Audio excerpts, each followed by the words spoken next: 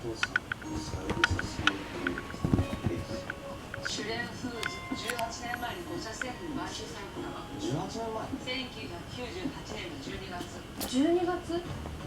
配信屋さんが亡くなったの2ヶ月後だ。シュレンフーズについてもう少し知りたいな。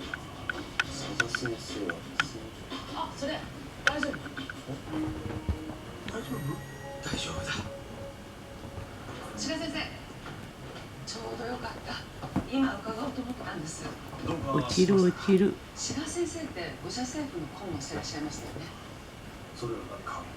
18年前に5社製粉が買収したシュレンフーズという会社の取引先調べてもらいたいんです。佐田先生が明日からお休みで海外に行ってしまって、今頼れるの志賀先生だけなんですよ。そうですか。お願いします。